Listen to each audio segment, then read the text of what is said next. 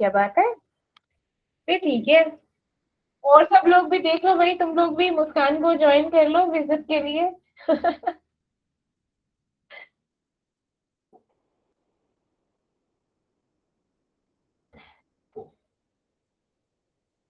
मुस्कान visit के लिए घूमती रही है भाई, घूम रही है।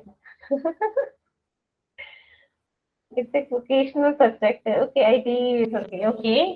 अच्छा, आप ओके, आपके स्कूल में वोकेशनल कोर्सेज भी चल रहे होते हैं? यस मैम, हमारे भी अरे, चल रहे हैं। Yes ma'am. तो आप लोगों ने कोई वोकेशनल कोर्स ज्वाइन कर रखा है? लाइक मुस्कान ने तो कर रखा है, आपने? मैम मैंने भी कर रखे हैं। क्या? अच्छा, 3 बार ट्रिप पे जाना होता है एवरी मंथ या फिर लाइक एनुअली? Every year.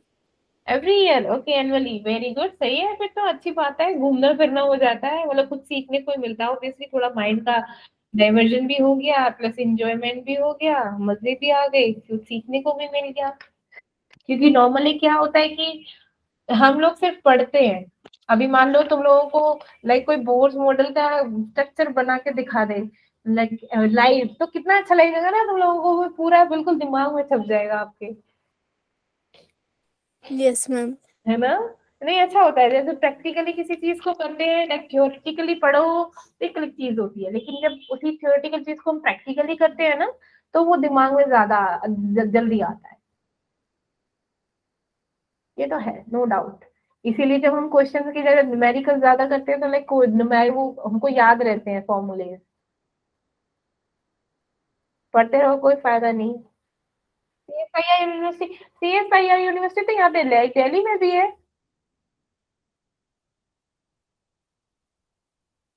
यहाँ पे CRI है, हाँ श्री, यहाँ पे CRR है, ये ओके, CSIR नाम सुना है। हाँ, CSIR मोरा रिसर्च होता है ना वहाँ पे, CSIR का वो एग्जाम भी होता है, यूजीसी नेट वाले यस मैम। हम लोग देते थे। मैंने कितना ट्राई कर लिया, कभी 1 नंबर से जाएगी, कभी 2 नंबर से जाएगी। अरे यार, इतना दिमाग खराब होता था, एट द लास्ट मैंने छोड़ दिया। फिर मैंने स्टेट के एग्जाम दिए थे, लाइक स्टेट के एग्जाम्स फिर क्लियर हो गए मेरे।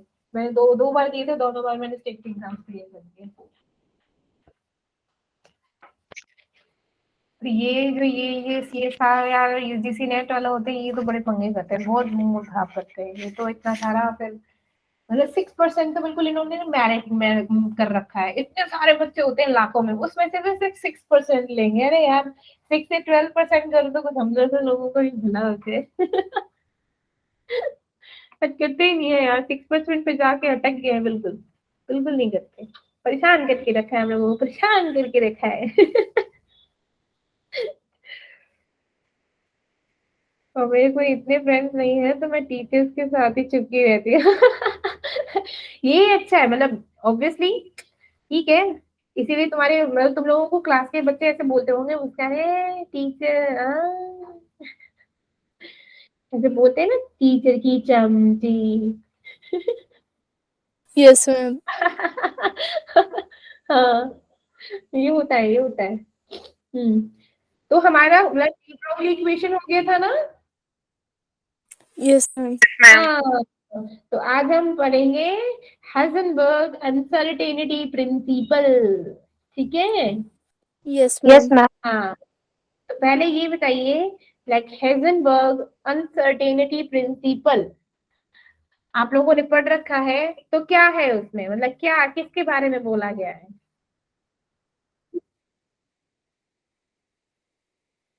कोई एक्सप्लेन कर सकता है, like थोड़ा सा बहुत बता सकता है? हम्म मैम ये 1927 में दिया था। ठीक है, ये तो बिल्कुल ठीक है, 1927 में दिया था। देखो, it's okay. Ma'am it is impossible to determine simultaneously exact position and exact momentum. हाँ, बिल्कुल ठीक है, बिल्कुल ठीक कहा आपने। चलो, आज हम व्हाइट बोर्ड पे पढ़ाते हैं। आज हम व्हाइट बोर्ड पे पढ़ाते हैं, ठीक है? तो मेरा हो गया व्हाइट बोर्ड, मैं आप लोगों के साथ शेयर कर देती हूँ, जस्ट एंड देन।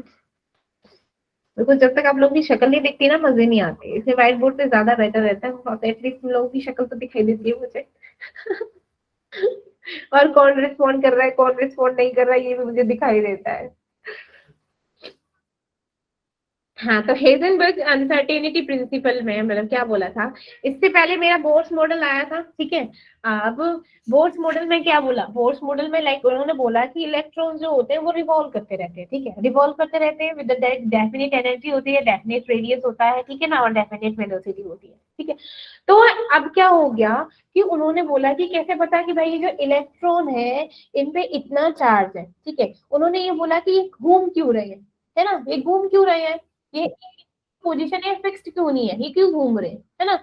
तो हेजनबर्ग अनसर्टेनिटी प्रिंसिपल क्या कहता है, ये कहता है कि ये जो बेसिकली जो इम्पॉसिबल होता है किसको कैलकुलेट करना, लाइक अगर मेरा क्या है ये इलेक्ट्रॉन है, जो मेरे चार्ज पार्टिकल है वो रिवॉल्व कर रहे हैं, ठीक है। अब रिवॉल्व कर रहे हैं वो किसके साथ रिवॉल्व करते हैं, with an acceleration, right, acceleration होता है, मोमेंटम होता है मेरा, ठीक है। तो उन्होंने बोला कि क्या कहते हैं कि अगर मेरा पोजीशन है, ठीक है, मतलब हम अगर मेजर करना चाहते हैं हम like both the position and momentum of an object, तो प्रिंसिपल वेव, ये वाला जो प्रिंसिपल है ये हमारा क्या है, जो वेव पार्टिकल है, वेव पार्टिकल की किसकी, ड्युअलिटी ऑफ मैटर, उसको एक्सप्लेन करेगा। Principle based on the wave particle, wave nature and particle nature, duality of matter. तो हेजनबर्ग प्रिंसिपल क्या बोला है कि इन्होंने क्या बोला कि मेरे जो लाइक क्या है, मेरे जो चार्ज पार्टिकल है विद द वेलोसिटी मूव कर रहे हैं, विद द वेलोसिटी मूव कर रहे हैं, मेरे इलेक्ट्रॉन है। तो उन्होंने ये कहा कि अगर हम क्या होते हैं लाइक उनका स्पीड चेंज कर दे, उनकी पोजीशन चेंज कर दे, तो हम एक साथ ना तो उनकी पोजीशन निकाल सकते हैं और ना ही उनका क्या निकाल सकते हैं, मोमेंटम निकाल सकते हैं, ठीक है। या तो उनकी वेलोसिटी या तो उनका डिस्टेंस ही निकलेगा, ठीक है, एक ही चीज निकलेगी एक ही टाइम पे, दोनों नहीं निकल सकती, ठीक है। अब उन्होंने बोला कि हेजनबर्ग ने बोला कि जो हमारा जो प्रिंसिपल है वो इग्नोर करता है मैक्रोस्कोपिक वर्ड को। अब मैक्रो और माइक्रो दो टर्म यूज करी थी इसने, ठीक है, macro, macroscopic, macro and microscopic, ठीक है। अब उन्होंने मैक्रोस्कोपिक को बोला कि इस वाली टर्म को, मैक्रोस्कोपिक जो वर्ड है अनसर्टेनिटी जिसमें होती है उसको इग्नोर करते हैं, कैसे कि जो मेरे मैक्रोस्कोपिक प्रोजेक्ट क्या होते हैं, ऑब्जेक्ट्स क्या होते हैं जिनको हम अपनी नेक्ड आई से देख सकते हैं, ठीक है, नेक्ड आई से देख सकते हैं। अगर हम उनकी क्या होती है लाइक उनका अगर चेंज ऑफ वेलोसिटी निकाले, चेंज ऑफ पोजीशन निकाले, वो इनसिग्निफिकेंट रहेगी, क्या रहेगी, इनसिग्निफिकेंट रहेगी, मीन्स उनको हम कैलकुलेट नहीं कर सकते, ठीक है, बता नहीं सकते कितनी पोजीशन है। लेकिन अगर हमको निकालनी हो माइक्रोस्कोपिक ऑब्जेक्ट की, माइक्रोस्कोपिक ऑब्जेक्ट क्या होते हैं, हमारे छोटे होते हैं जिनको हम लाइक माइक्रोस्कोप की हेल्प से ही देख सकते हैं, ठीक है। लेकिन क्या उसने बोला कि जो माइक्रोस्कोपिक ऑब्जेक्ट है, हाँ, उनके लिए क्या होगा, उनका हम क्या निकाल सकते हैं, उनका जो उनकी वैल्यू होगी, जो उनका लाइक मास होगा या फिर उनकी जो वैल्यू होगी, मोमेंटम होगा, वेलोसिटी होगी, डिस्टेंस होगा, वो क्या होगा, वो सिग्निफिकेंट होगा। सिग्निफिकेंट कहने का मतलब है कि जिसे मेजर किया जा सकता है, ठीक है, जिसे हम मेजर कर सकते हैं, ठीक है। बेसिकली हेजनबर्ग प्रिंसिपल का फंडामेंटल फॉर्मूला क्या था, उन्होंने बोला कि अगर किसी भी वेरिएबल को हम चाहे मोशन में है तो लाइक उसकी जो इम्पॉसिबल होगा मेजर करना more than one quantum variable simultaneously. Quantum variable में या तो उसकी वेलोसिटी ही निकलेगी या फिर उसका पोजीशन ही निकलेगा, ठीक है, एक ही चीज निकलेगा, दोनों हम नहीं निकाल सकते हैं, ठीक है। तो अब आती है हमारी मेन चीजें, लाइक क्या कहता है मेरा, देखो एक चीज बनाती हूँ, मेरा ये इलेक्ट्रॉन है, ठीक है, मेरा ये इलेक्ट्रॉन है। उन्होंने क्या बोला, बोर्स साहब ने क्या बोला कि मेरा जो इलेक्ट्रॉन्स होते हैं वो एक ही ऑर्बिट में विदाउट लूजिंग और एमिटिंग एनर्जी, वो क्या होते हैं, एक ही ऑर्बिट में घूमते रहते हैं, गोल गोल गोल गोल घूमते रहते हैं, ठीक है। अब यहाँ से मान लो कि मेरा यहाँ से क्या है, कोई माइक्रोस्कोपिक, ये मेरा क्या है, माइक्रोस्कोप है, ठीक है। अब ये माइक्रोस्कोप से ना यहाँ पे मेरे इलेक्ट्रॉन्स है, इलेक्ट्रॉन्स को क्या मिल रहे हैं, यहाँ से मेरे प्रोटॉन्स क्या हो रहे हैं, एनर्जी मिल रही है। अब जैसे ही एनर्जी मिल रही है, ये क्या हो गए, पहले तो राउंड राउंड घूम रहे थे मेरे इलेक्ट्रॉन, पहले तो राउंड राउंड घूम रहे थे, तो क्या होगा, जैसे ही इलेक्ट्रॉन्स को एनर्जी मिली तो ये अपना क्या हो जाएगा, पाथ बदल देंगे with the new path and new velocity. इसका क्या होगा, नया तो पाथ होगा, न्यू पाथ होगा एंड द न्यू वेलोसिटी, ठीक है। कब, जब इसको क्या होगा, इस इलेक्ट्रॉन्स को बाहर से एनर्जी मिली, बाहर से मिल गई एनर्जी, ठीक है। क्योंकि पहले क्या था, ये इंडिपेंडेंट फोटोन है, इंडिपेंडेंट फोटोन है, अब क्या हो गया, इसने एनर्जी दे दी, कैसे माइक्रोस्कोपिक ऑब्जेक्ट, तो यहाँ पे क्या हो गया, मेरी इसकी पोजीशन क्या हो जाएगी, चेंज हो जाएगी। तो ये क्या हो जाएगा, अनसर्टेनिटी हो जाएगा पोजीशन में, अनसर्टेनिटी हो जाएगी उसकी वेलोसिटी में, और अनसर्टेनिटी हो जाएगी उसके मोमेंटम में, ठीक है। तो हमारा हेजनबर्ग प्रिंसिपल क्या कहता है, ये 1927 में दिया था, ठीक है। और ये क्या कहता है, it is impossible to determine simultaneously the exact position and the exact momentum या फिर वेलोसिटी ऑफ एन इलेक्ट्रॉन, ठीक है ना। क्या हो गया, इट इज इम्पॉसिबल, क्योंकि इसकी थ्योरी कई बार पूछ ली जाती है, ठीक है, इसलिए बहुत बार बोल रही हूँ, it is impossible to determine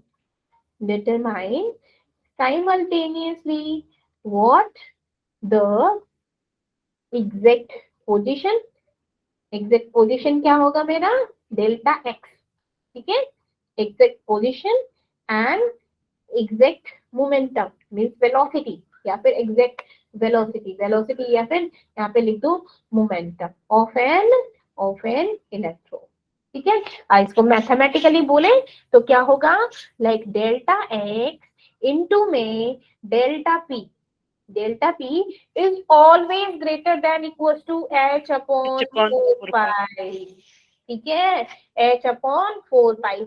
delta x क्या है मेरा, अनसर्टेनिटी इन पोजीशन है ना, एक्स क्या है मेरी पोजीशन, पी क्या है मेरा यहाँ पे, अगर मैं पी की जगह मेरा है मोमेंटम है, वैसे तो पी मोमेंटम है, और मेरी मोमेंटम क्या होता है, मोमेंटम एम वी होता है कि नहीं होता, Yes, होता है। ma'am.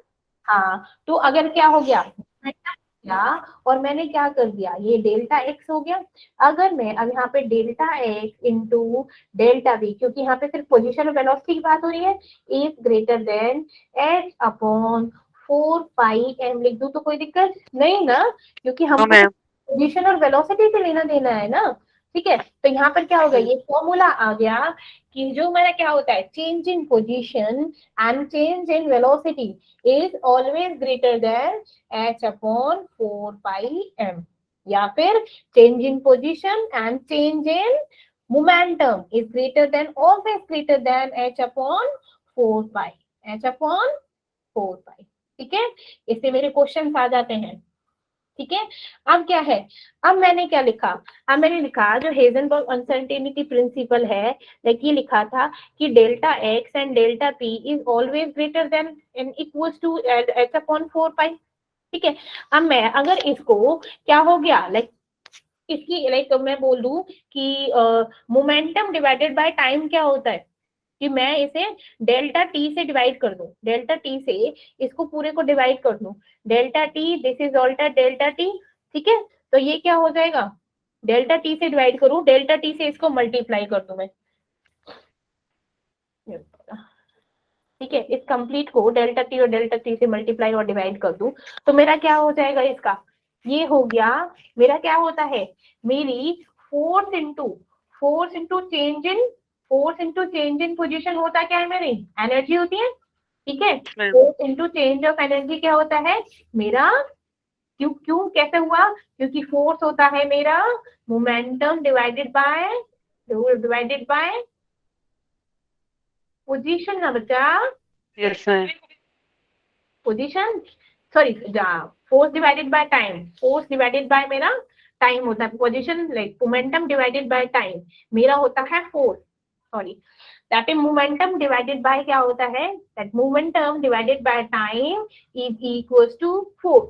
अब मेरे को करना क्या है, मैंने मोमेंटम डिवाइडेड बाय टाइम कर दिया फोर्स, तो मैं इसे क्या लिख सकती हूँ, that f delta x into delta t is equals less than is equals to h upon 4 pi. अब मेरा क्या था, अब मैंने क्या बोला कि मेरा force into delta mean change in position क्या होता है, एनर्जी।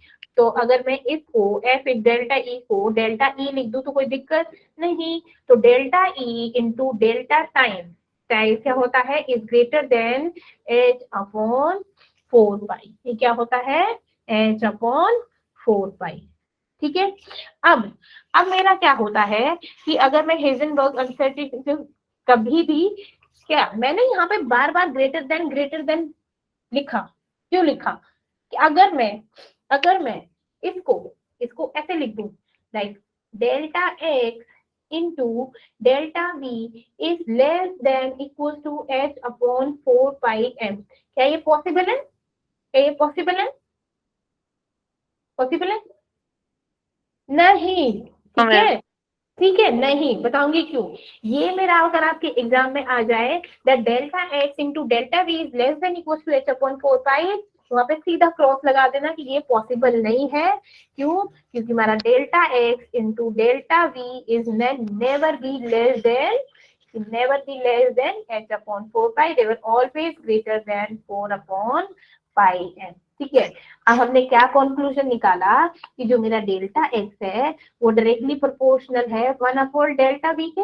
लिख सकती हूँ ना मैं? अगर इसको पूरे को कांस्टेंट मान ले तो मैं लिख सकती हूँ delta x is directly inversely proportional to delta v. तो क्या कहने का मतलब है, अगर मेरा क्या होगा, इलेक्ट्रॉन की पोजीशन, जो मेरे इलेक्ट्रॉन की पोजीशन है वो 0 है, तो उसका मोमेंटम क्या होगा? इनफानाइट। क्या होगा? इनफानाइट। ऐसे ही अगर मैंने क्या हो गया, इलेक्ट्रॉन का जो मूवमेंट है वो 0 कर दिया, तो उनकी पोजीशन क्या होगी? इनफानाइट। ये दो मोस्ट Infinite. है, हमेशा याद रखना, इस पे क्वेश्चंस भी आते हैं। अगर हम पोजीशन को हम 0 कर दें तो मेरा मोमेंटम क्या होगा? इनफानाइट। अगर मोमेंटम मेरा क्या है? 0 है, तो मेरी पोजीशन क्या होगी? इनफाइनाइट। क्या होगी मेरी इलेक्ट्रॉन्स की पोजीशन? इनफाइनाइट। ठीक है। अब कुछ इंपॉर्टेंट टर्म्स है कि जो हमारा क्या होता है in the Heisenberg uncertainty principal, क्या होता है कि जो हमारे क्या होते हैं इलेक्ट्रॉन्स क्या होते हैं, एक डेफिनेट पाथ और ट्रेजेक्ट्री ऑफ इलेक्ट्रॉन। अब ट्रेजेक्ट्री ऑफ इलेक्ट्रॉन क्या होती है? ट्रेजेक्ट्री का क्या मतलब होता है?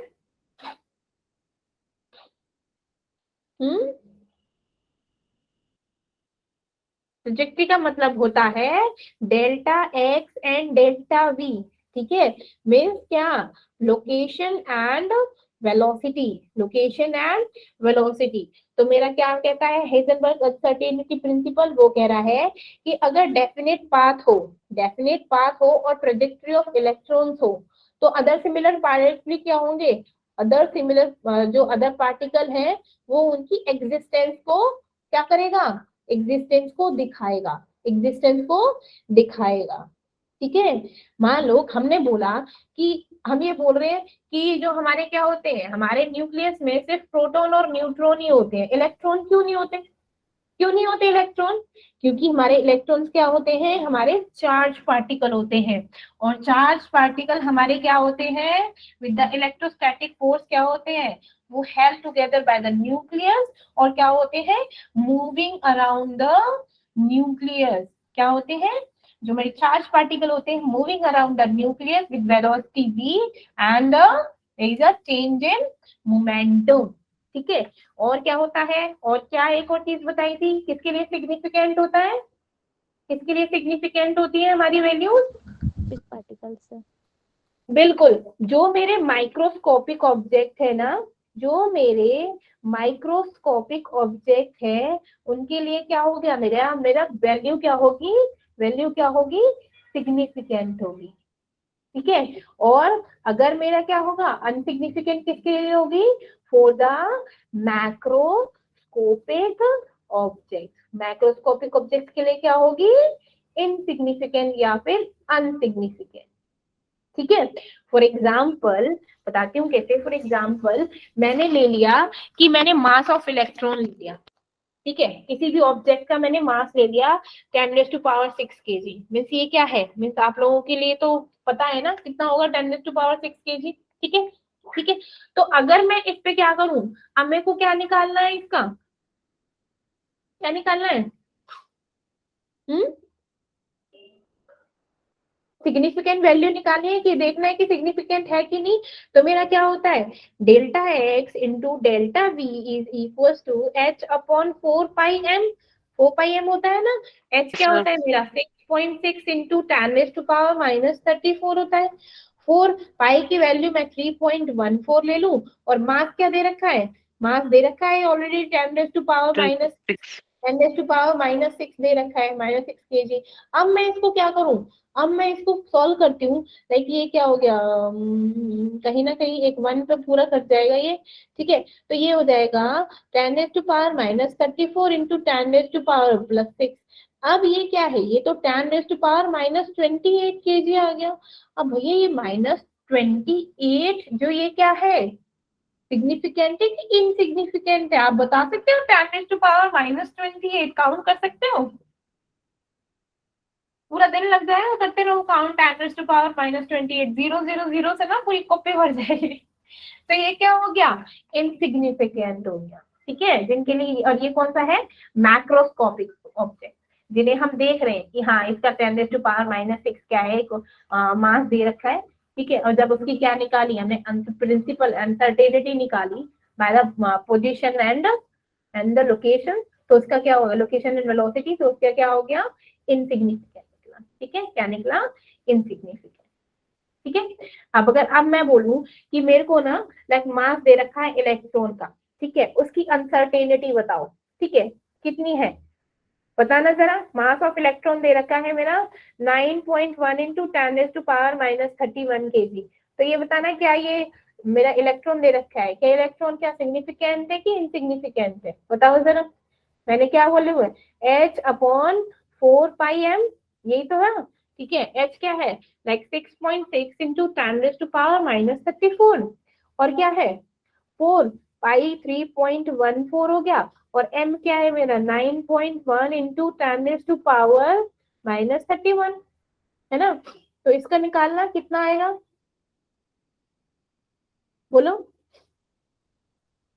लाइक इसको काटेंगे तो मेरा 6.6 हो जाएगा, ठीक है। नॉर्मली इसको देख लो, बस पहले तो इनको देख लो, ये क्या है 10⁻⁻34, ये है 10⁻+31, तो ये क्या हो गया 10⁻⁻4, सॉरी -3, है ना, 10⁻⁻3, तो ये क्या है -3, लिख सकते हो ना, लाइक 1/1000 ऐसे लिख दो, हो गया ना, 1/1000। तो ये क्या हो गया, ये तो सिग्निफिकेंट हो गया। तो मास ऑफ इलेक्ट्रॉन क्या है, सिग्निफिकेंट है ना। तो ये क्या है, एक माइक्रोस्कोपिक ऑब्जेक्ट। तो मेरा क्या हो गया कि सिर्फ हमारी जो क्या होती है, जो हाइजेनबर्ग अनसर्टेनिटी प्रिंसिपल है, वो सिर्फ किस पे अप्लाई होता है, जो मेरे माइक्रोस्कोपिक ऑब्जेक्ट होते हैं, लाइक इलेक्ट्रॉन्स हो गए, ठीक है। तो किस पे अप्लाई नहीं है, ये मैक्रोस्कोपिक ऑब्जेक्ट पे, जो क्या होते हैं, जो हम लोग नेक्ड आई से अपने देख सकते हैं, तो उन पर क्या है, ये अप्लाई नहीं है, ठीक है। अब बात करते हैं, जो मेरा हेजनबर्ग अनसर्टेनिटी प्रिंसिपल है, ये मतलब कैसे बताता है कि अगर हमारे इलेक्ट्रॉन न्यूक्लियस में एग्जिस्ट ना हो तो क्या होगा, ठीक है। तो उन्होंने बोला, मतलब बेसिस ऑफ अनसर्टेनिटी प्रिंसिपल, हम देख सकते हैं कि इलेक्ट्रॉन क्या होते हैं, एग्जिस्ट नहीं करते हमारे किसमें, न्यूक्लियस में तो एग्जिस्ट नहीं करते ना, कहाँ एग्जिस्ट करते हैं, वो क्या होता है, हमने क्या देखा, on the basis of uncertainty principle क्या होते हैं, हम देखते हैं कि जो इलेक्ट्रॉन है वो एग्जिस्ट नहीं करते हैं with in the atomic nucleus, नहीं देखते ना, न्यूक्लियस में सिर्फ क्या होते हैं मेरे, प्रोटॉन और न्यूट्रॉन होते हैं। अब मैंने पूछा कि इलेक्ट्रॉन क्यों नहीं होते, वो इसलिए नहीं होते क्योंकि हमारा एटॉमिक न्यूक्लियाई का जो डायमीटर होता है वो कितना होता है, बताओ जरा। एटॉमिक न्यूक्लियाई का जो डायमीटर वो क्या होता है, वो 10⁻⁻15 होता है ना, बताया था, है ना। तो इसीलिए अगर मेरा इसका डायमीटर मेरा क्या है 10⁻⁻15 है, तो delta x divided by change in momentum क्या हो गया 10⁻⁻15 हो गया, और मास क्या दे रखा है 9.1। तो अगर हम उसकी डेल्टा वी क्यू निकाले तो हमारी क्या हो जाएगी वैल्यू, एक सिग्निफिकेंट हो जाएगी, इलेक्ट्रॉन क्या हो जाएंगे, एग्जिस्ट करेंगे विद इन द न्यूक्लियस, ठीक है। तो हमारी मैक्सिमम सर्टेनिटी क्या है कि जो इसकी पोजीशन है वुड हैव बीन कितनी होगी 10⁻⁻50। तो उसने क्या बोला, जो उसकी पोजीशन है, वो इलेक्ट्रॉन की पोजीशन है, वो विद इन द 10⁻⁻15 होगी, ठीक है, ठीक है। अगर हम उसका मास लेते हैं तो मिनिमम अनसर्टेनिटी वेलोसिटी क्या हो जाएगी, कैलकुलेट कर सकते हैं by the applying uncertainty principle, जब हमने इलेक्ट्रॉन पे अप्लाई की तो हमारे क्या आ रहा था, विद इन द न्यूक्लियस आ रहा था, क्योंकि अब जानते हो हमारे क्या होते हैं, मेरा न्यूक्लियस ये होता है 10⁻⁻10 होता है, और अंदर वाले न्यूक्लियस का 10⁻⁻15 होता है। जब इनका निकाला तो मेरा क्या हो गया, 10⁻⁻5 आया था, मीन्स अप्रोक्सीमेटली 5 किलोमीटर का रेडियस, ठीक है ना, कि न्यूक्लियस और उसमें कितना डिफरेंस आ रहा था, 5 किलोमीटर। पढ़ाया था ना मैंने, यस मैम। है ना। Yes, ma'am. अब मैं बात करूं, अगर मेरी वेलोसिटी लाइक मेरी बहुत ज्यादा हाइयर हो, ठीक है, हम नॉर्मली वेलोसिटी किसकी यूज करते हैं, अब मैं पूछूं कि हम वेलोसिटी लाइट की वेलोसिटी क्यों यूज करते हैं, हम कोई और वेलोसिटी की यूज नहीं करते, तो वो भी है, देखो कैसे होगा। मेरे पास क्या फॉर्मूला है, मेरे पास फॉर्मूला है कि delta x into delta p is equal to h upon 4 pi, बार बार इक्वल टू की आदत हो गई है, is less than equal to 4 pi, ठीक है। अब मेरा क्या होता है, ये चेंज इन मोमेंटम होता है ना, मास इनटू वेलोसिटी, तो मैं इसको लिख सकती हूँ, ये मास क्या होता है, रिमेन सेम, वेलोसिटी चेंज होती है, तो डेल्टा वी कर दिया, is greater than equal to h upon 4 pi, ठीक है। अब मेरे को क्या है, वेलोसिटी निकालनी है ना, वेलोसिटी निकालनी है कि भाई साहब ये 3 × 10⁻8 ही क्यों लेते हैं। अगर मैं वेलोसिटी निकालूं, change in velocity is equal to h upon 4 pi into में क्या हो जाएगा, डेल्टा एक्स इंटू में मेरा मास, ठीक है। अब मैं मास ले रही हूँ इलेक्ट्रॉन का, ठीक है, मास मैंने ले लिया इलेक्ट्रॉन का, ये मेरा होता है 6.6 इंटू 10⁻⁻34 किलोग्राम, ठीक है, और दिस इज 4 पाई की वैल्यू 3.14, और ये क्या हो गया। अब मेरा क्या है, पोजीशन क्या है, मेरी पोजीशन क्या ले ली थी मैंने, इलेक्ट्रॉन की और उसकी न्यूक्लियस की पोजीशन आ रही थी, मींस 10⁻15, उसने बोला था कि न्यूक्लियस के अंदर है, 10⁻⁻15 के अंदर है, मास क्या है मेरा 9.1 इंटू 10⁻⁻31, ठीक है। अब जब मैं इसको कैलकुलेट करूंगी तो अप्रोक्सीमेट मेरी जो वैल्यू आएगी वेलोसिटी की, तो हो जाएगी 5.77 इंटू 10⁻⁻ व्हाट, इंटू 10⁻10 मीटर पर सेकेंड। तो ये क्या है, ये सिग्निफिकेंट है कि इनसिग्निफिकेंट है, इनसिग्निफिकेंट है ना, क्यों, क्योंकि हमारी लाइट की वेलोसिटी क्या है, 3 × 10⁻8 सिंपल मीटर पर सेकेंड, तो ये तो बहुत ज्यादा हायर है हमारी वेलोसिटी ऑफ लाइट से, this value is much higher than the light of velocity, that's why हम क्या होते हैं कि ये क्या होता है, इसीलिए हम क्या कर सकते हैं, वेलोसिटी की वैल्यू हम लाइक उससे ज्यादा नहीं ले सकते, किससे, स्पीड ऑफ लाइट से, वो हमारी क्या हो जाएगी, इनसिग्निफिकेंट हो जाएगी, ठीक है। हम्म, हाँ, तो मेरा यहाँ पे लाइक हेजनबर्ग फिनिश होता है, ठीक है। अब उसके हम क्वेश्चंस करते हैं हेजनबर्ग के, बहुत जल्दी हो गया आप लोगों का आज। गिव मी अ सेकंड, क्योंकि एक ही टॉपिक था, मैंने बोला छोटे छोटे टॉपिक्स करें, जिस पैटर्न हम क्वेश्चंस कर लिया करेंगे। आ रहा है कैंसिल,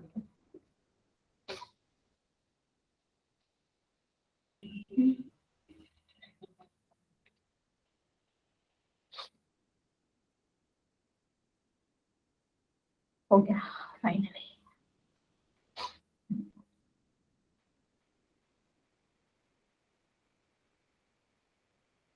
इसके साथ क्वेश्चंस भी करे थे, चलो पहले तो इनका आंसर दे दो, देन आफ्टर दैट मैं आपके साथ दूसरे क्वेश्चंस को, पहला इसको दो।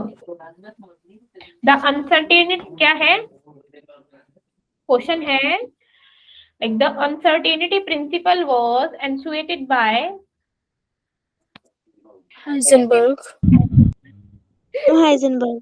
okay, according to Heisenberg uncertainty principle क्या है, Delta X into delta P. is greater than equal to h upon 4 pi. हाँ, तो हमारा जो बी ऑप्शन है वो बिल्कुल सही होगा, राइट। अगर मैं बोलूं uncertainty the position of an electron is 0, the uncertainty in its movement will be Infinity. Very good, आ गया नहीं वाला क्वेश्चन जो भी बोला था कि पोजीशन Yes, अगर ma'am. 0 है तो मेरा मोमेंटम क्या होगा, इन्फिनिटी, Infinity. है ना। चलो very good, Ma'am. Just a minute में ना दूसरा ओपन कर देती हूँ ताकि आप लोगों के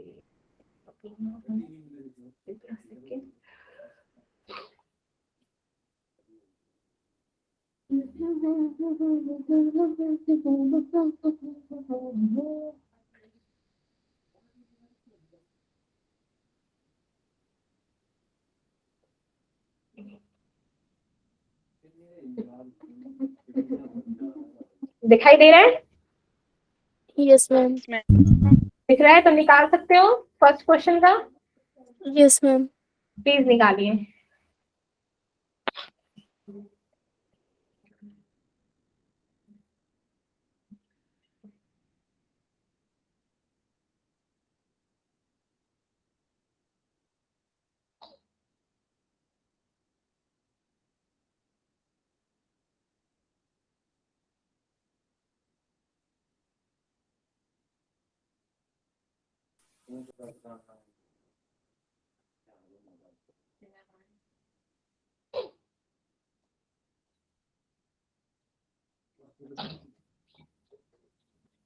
यस, Ma'am, 2:3.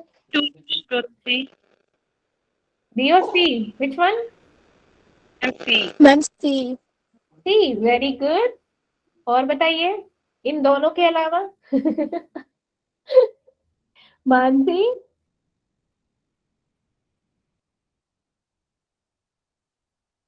मानसी,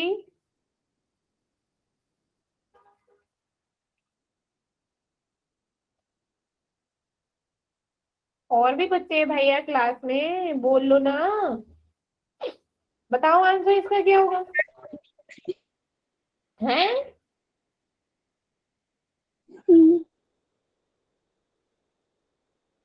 मेरा देखो फॉर्मूला क्या था, मेरा फॉर्मूला क्या था?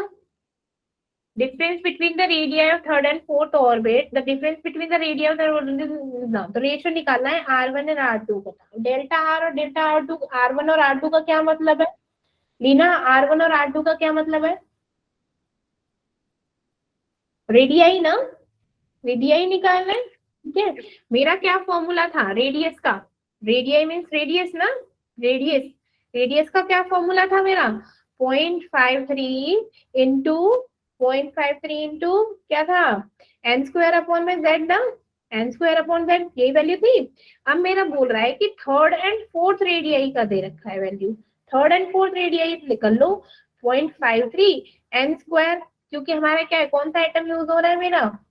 एटम कौन सा यूज हो रहा है मेरा? लिथियम ना, तो लिथियम का क्या होता है एटॉमिक नंबर? 3। अब यहाँ पे क्या होता है मेरा, ये क्या है? एन स्क्वायर मीन्स रेडियाई, कितना चल रहा है डिफरेंस बिटवीन ना third and fourth, third and fourth, fourth का है 4 4 16, 3 3 9, तो ये हो जाएगा। तो क्या हो जाएगी वैल्यू बताओ, वैल्यू बताओ जल्दी से, इसकी वैल्यू क्या हो जाएगी? तो चलो पहले ये ऐसे लिख लो, 16 में से 9 गए तो कितना बचा? 7 ना, है ना? तो 0.53 इंटू 7 की 8, 7 तो बचे कि नहीं? अरे बोलो ना। Ma'am, 7 ही बचे. हाँ क्यों नहीं बोलो, मेरे को डिवाइडेड बाय क्या हो गया? 3 हो गया। 3. अब मैंने, उसने बोला है कि हीलियम का, अब हीलियम का क्या होता है? 0.53, अब हीलियम का कितना होता है भैया? हीलियम का कितना होता है? 2 होता है ना atomic 2. Number. Yes, ma'am. Atomic Yes, number, ma'am. इसमें भी क्या होगा? 16 माइनस 9 होगा, तो ये 0.53 डिवाइडेड बाय 2 और इंटू है 7, अगेन ये 7 हो जाएगा। अब मेरे को निकालना है कि रेशियो R1 और R2 का। अब R1 और R2 का रेशियो निकालो, R1 और R2 कितना हो जाएगा? 0.53 by 3 into 7 divided by 0.53 into 7, और ये ऊपर चला जाएगा 2, ये टर्म कैंसिल, ये टर्म कैंसिल, मेरी वैल्यू क्या आ जाएगी? 2/3 मीन्स 2:3। तो मेरा C option is the correct one, है ना? Yes. बिल्कुल ठीक है ना? Yes. Yes, ma'am. चलो वेरी गुड, नेक्स्ट कीजिए। Ma'am, हाँ, A Visible. visible. क्या बात है, जो मेरा बामर सीरीज था ऑब्वियसली मेरा विजिबल रीजन में है, very Yes, Yes. Good, ma'am. क्या बात है। चलिए वेरी गुड, अच्छी चीज है। ओहो,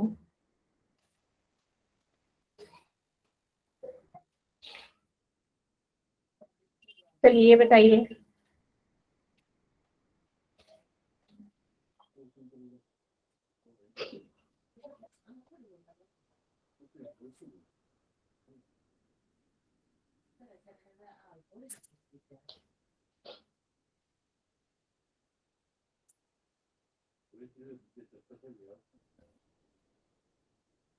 The shortest wavelength of hydrogen atom in Lyman series is lambda 1. The longest wavelength in Balmer series is helium is B 5 lambda Five upon lambda 9 वाला. nine. Ma'am ma'am 5 lambda upon 9. Ma'am B. उल्टा तो नहीं बोल रहे हो? नहीं ma'am 5 lambda upon No 9 ही ma'am. है. श्योर? कैसे निकाला? चलो बताओ बताओ बताओ. मैम जो आर एच होता है हमारा वो इक्वल टू एक्स हो गया तो वो हमारा इन्फिनिटी हुआ तो फिर उसके अकॉर्डिंग जो हमारा फॉर्मूला था उसके अकॉर्डिंग ये वाला आंसर आया. समझ नहीं आया. नहीं, आपने कैसे किया? नहीं, ये बिल्कुल समझ नहीं आया. Um, फायदा का ही आंसर बिल्कुल ठीक है, नो डाउट. अब मेरी बामर सीरीज थी. अब हम सीरीज का फॉर्मूला क्या लगाते थे पहले तो वो बताओ ना. ये बोला ना कि मैम जो सीरीज थी वो लगेगी. हाँ मैम वही. अब मेरे लाइमन सीरीज का लगाना है. मैंने लाइमन सीरीज में क्या होता था कि ट्रांजिशन कहाँ से शुरू होता है मेरा लाइमन में? 1 से ना. 1 से तो शुरू होता था N1 है ना. तो जहाँ पे लॉन्गेस्ट सीरीज में इनफाइनाइट हो गया. ठीक है, 1 से शुरू हो रहा है. अब मेरा किस में था? और बामर सीरीज में क्या हो गया?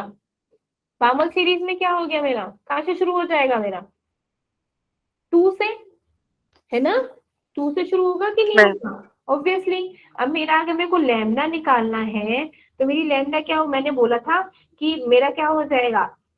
सिंपल लैम्डा है तो 1 अपॉन में आर की वैल्यू आ जाएगी. 1 अपॉन आर की वैल्यू भी बताई थी मैंने. क्या बताई थी 1 अपॉन आर की वैल्यू? लाइक 911 एंगस्ट्रॉम है ना. है कि नहीं? Yes ma'am. बताई थी ना.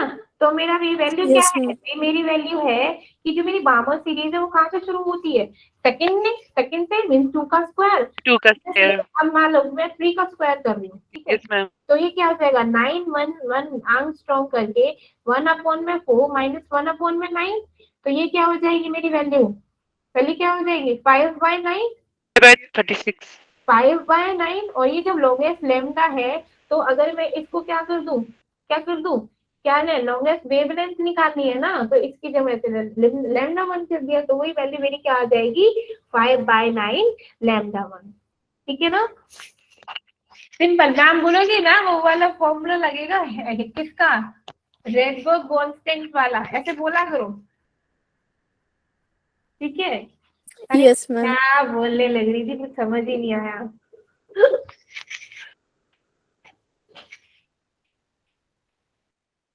करो करो.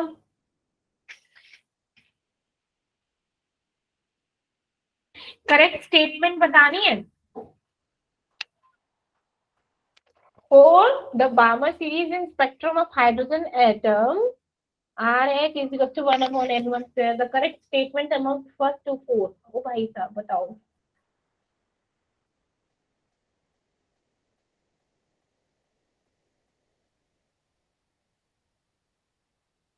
बताओ क्या होगा इसका?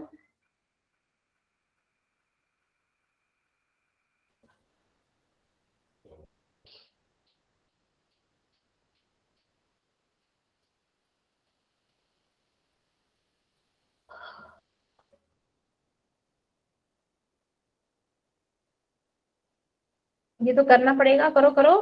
सारी चीजें याद आ जाएंगी. Ma'am, B. हैं? Second or third. Ma'am B 1 2 3 वाला जो है. Sure. Yes ma'am.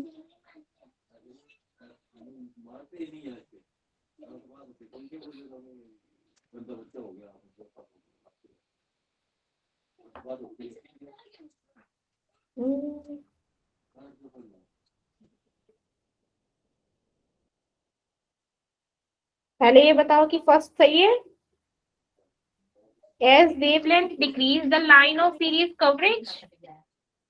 Yes ma'am. ठीक है. ओके चलो ये भी ठीक है. नेक्स्ट मेरा क्या है? The integer n1 is equal to 2. Equals to 2. Ma'am correct है। ठीक है, और क्या Yes, बोला, ma'am. और कौन सा बोला था? Ma'am third option, the Third. lines of longest wavelength corresponds to n2 equal to 3. ये ठीक है? Yes, ma'am. Yes, ma'am.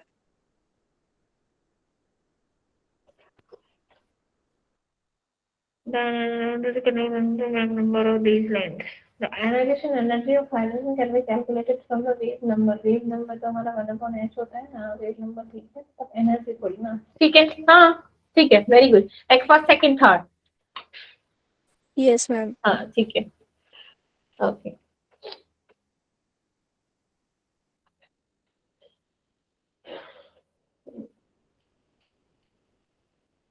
ठीक है, ज्यादा सोचो बढ़िया आपको ठीक है।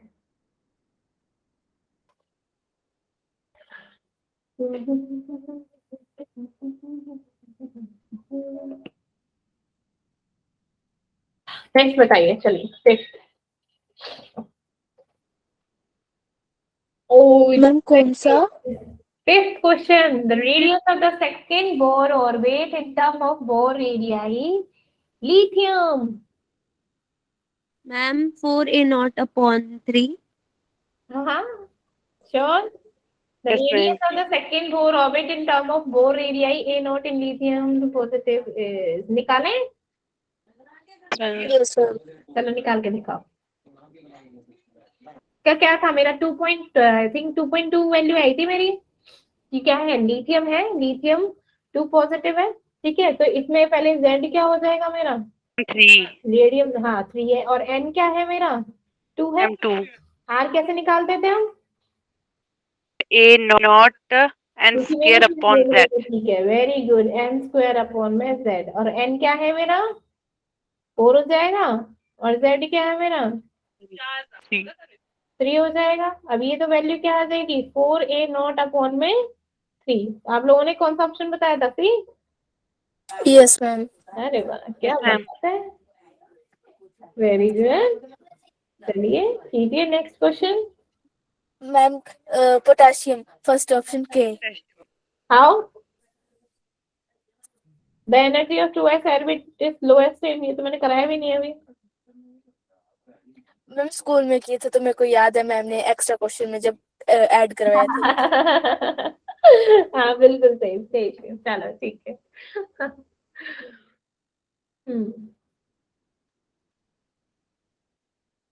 चलिए नेक्स्ट बताइए, 7। The ratio of wavelength of two spectral series of hydrogen spectrum is found to be about 9. The spectral series are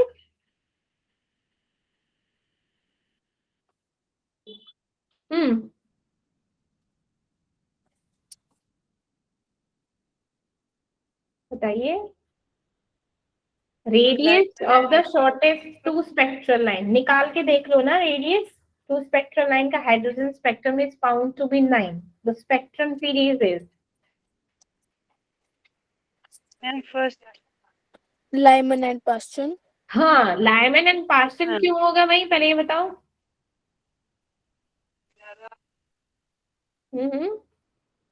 क्योंकि लाइमन सीरीज क्या होती है? जब इलेक्ट्रॉन ट्रांसमिट होते हैं कहाँ से कहाँ से? लाइमन कहाँ से शुरू होती है मेरी?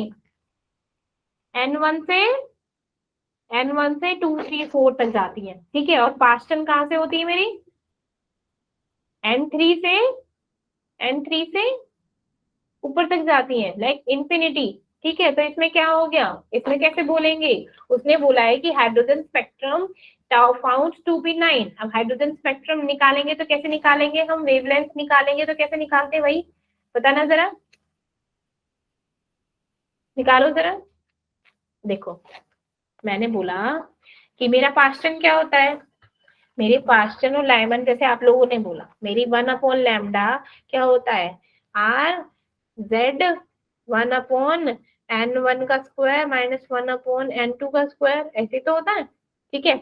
अगर मैं क्या लिख दूं, like shortest wavelength. Shortest wavelength का क्या मतलब है? शॉर्टेस्ट वेवलेंथ है तो एनर्जी क्या होगी? हाई होगी, हाईएस्ट एनर्जी। अब मैंने स्पेक्ट्रल लाइन ले ली, मैंने लाइमन का है, मेरा N1 क्या होता है? 1। बामल का N क्या होता है? 2।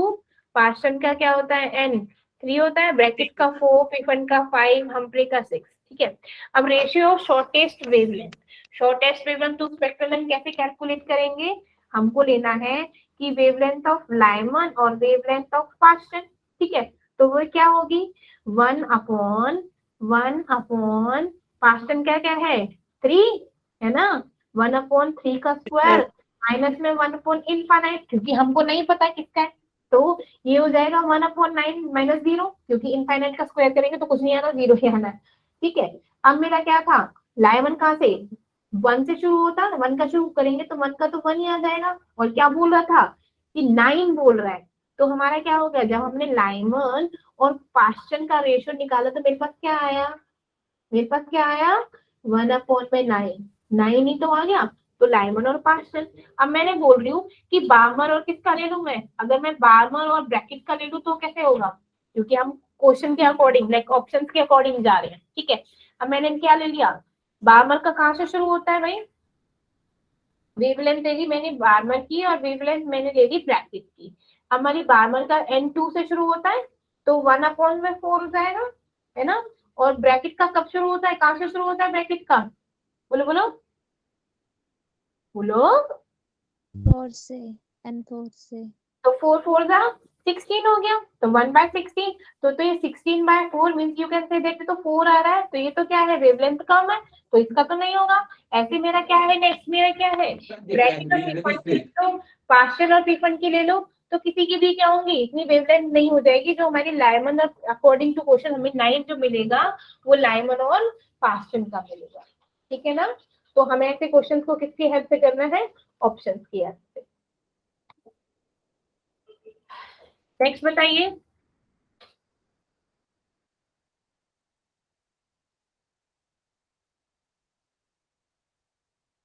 ये भी निकाल सकते हो वैसे तो।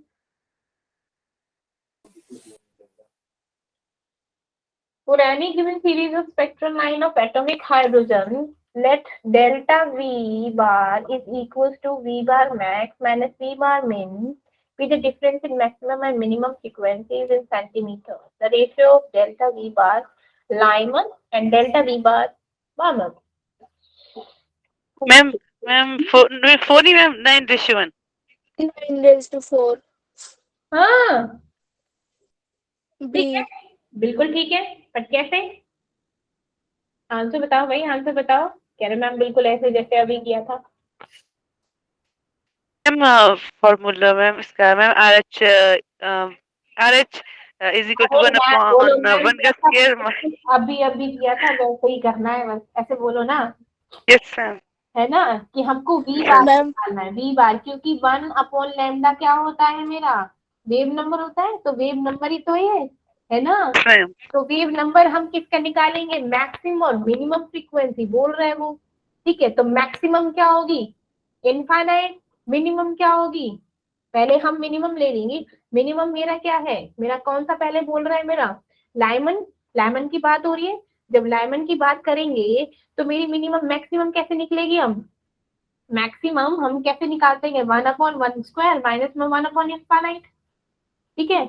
अगर अब मिनिमम निकालनी हो तो क्या होगा, लाइक 1/2 का स्क्वायर और नियर बाई 1/3 का स्क्वायर, ऐसे निकाल लेंगे, 5/36 ऐसे करके वैल्यू आ जाएगी। अब हमको क्या निकालना है, बार्मर की आ गई, बार्मर की क्या आ जाएगी, RH/9 आ जाएगी, अरे 9 आ जाएगा value.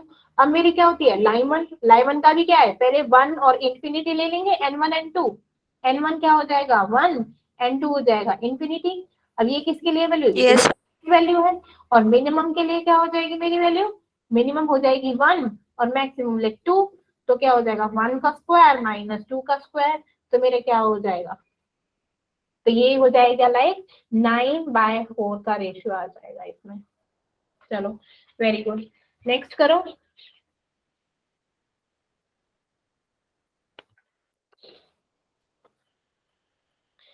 If the work function of the metal, if the light of wavelength is 4000 angstrom, then the photoelectric electrons of velocity 6 into 10⁵ meter per second from it. सारी वैल्यूज दे रखी है और तुम लोगों को तो सीधा सीधा फॉर्मूले का आइडिया भी दे रखा है कि ये बड़ा फॉर्मूला लगेगा। Ma'am set 2.1 eV। कैसे किया है ये पहले ये बताओ। मैंने एक चीज बताई थी, याद है तुम लोगों को?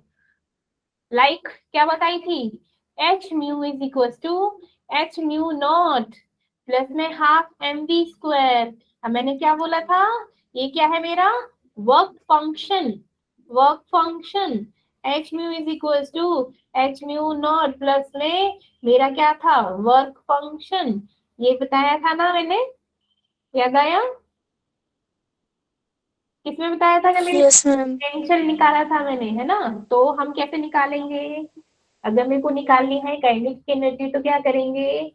Half m v square is equal to h c 1 upon lambda minus में 1 अपॉन लैम्डा नॉट। ये भी वैल्यू बताई थी, सीधा निकाल दो। वर्क फंक्शन की वैल्यू तो निकालनी है, ये हमें वैल्यू निकालनी है वर्क फंक्शन की। तो वर्क फंक्शन की वैल्यू क्या हो जाएगी? हम कैसे निकालेंगे वर्क फंक्शन की value? At phi is equal to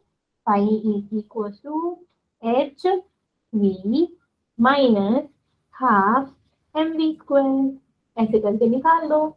अब सबकी वैल्यू हमें दे रखी है, तो क्या आएगा आंसर? इसे निकाला मैम सी 2.1 eV।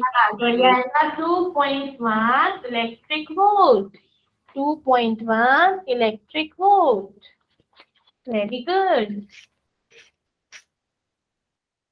और बच्चे कहेंगे मैम ये साफ ऐसा है, जिसको नहीं आता हो ना प्लीज कृपया करके ना आवाज निकालो और क्वेश्चन पूछो।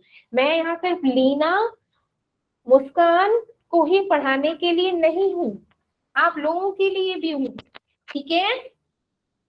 यस तो मैम। जब तक नहीं बोलोगे तब तक मैं कैसे बताऊंगी? अगर मान लो ये दोनों क्वेश्चन मैं बोलती हूँ। अच्छा ठीक है, ठीक है।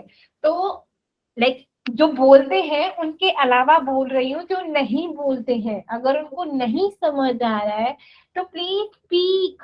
ये कोई फिजिकल क्लासेस नहीं है कि आप लोगों को इतना हेजिटेशन होगा बोलने में।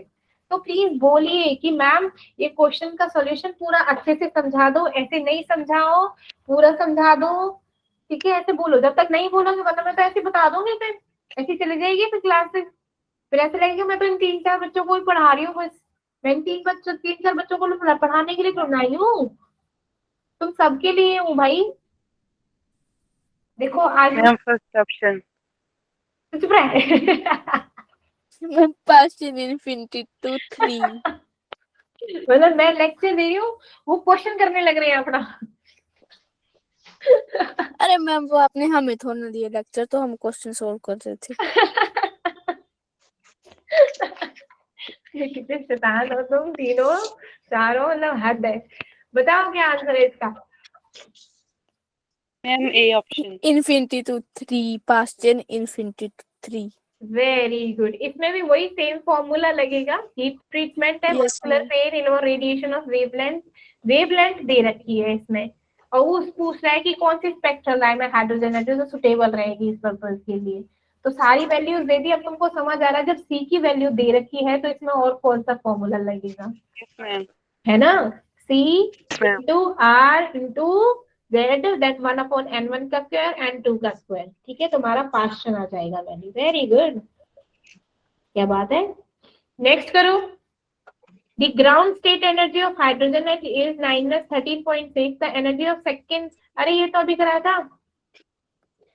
Excited मैम state क्या बोलते -27.2 इलेक्ट्रिक वोल्ट। मैम -6.04। अबे 27 क्यों आएगा? मैम -54. सी नहीं ये हीलियम है, वो हाइड्रोजन था। Energy of hydrogen atom is इतना, एनर्जी ऑफ सेकेंड है हीलियम का बताना है, वो हाइड्रोजन का दे रखा है, हीलियम का बताना है। Sorry sorry sorry, second excited state of helium बताना है लीना।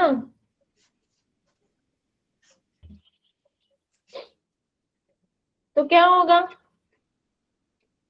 मैम हाँ 54.2।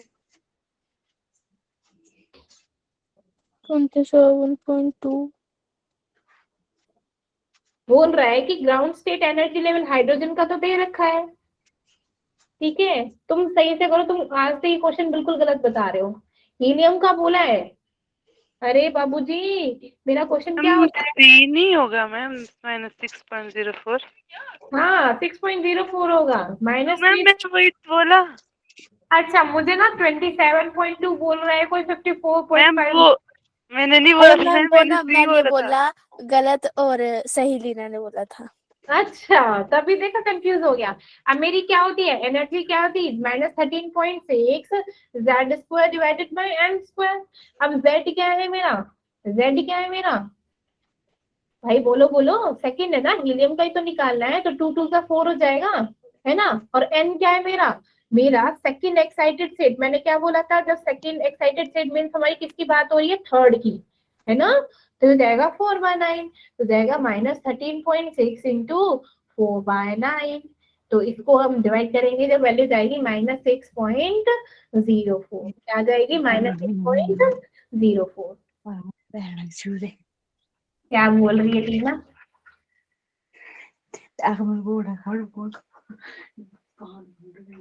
ये क्या बोल रही है?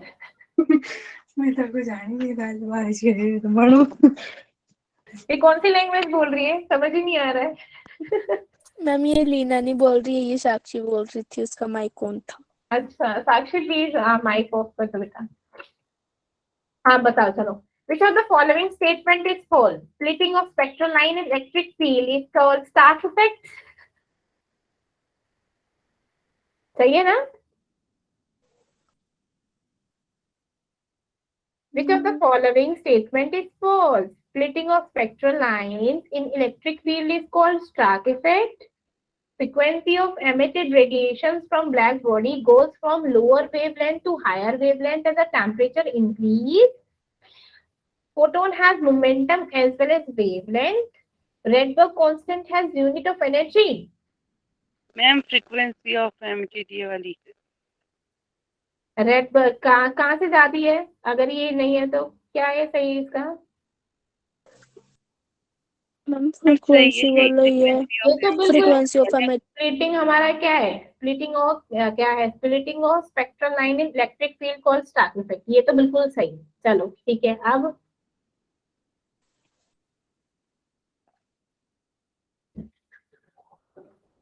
ये तो बिल्कुल सही है। अब नेक्स्ट,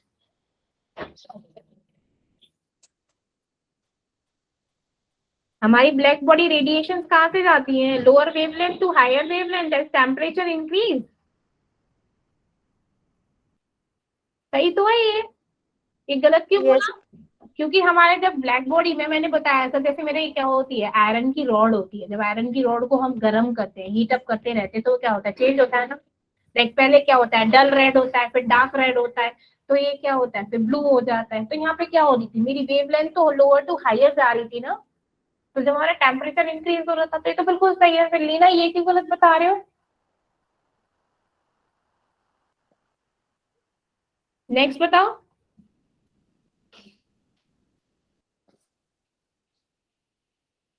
नेक्स्ट है, photon has momentum as well as wavelength, is this so? Photon has momentum as well as wavelength. Is this true or false? Hmm?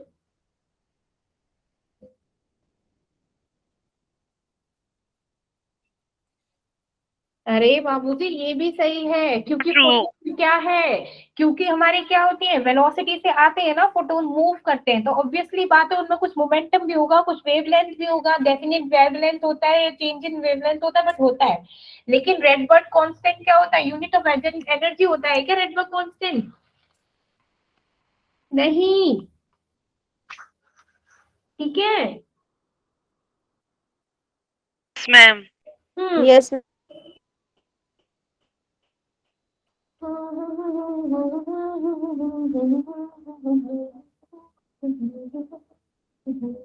Next बताओ।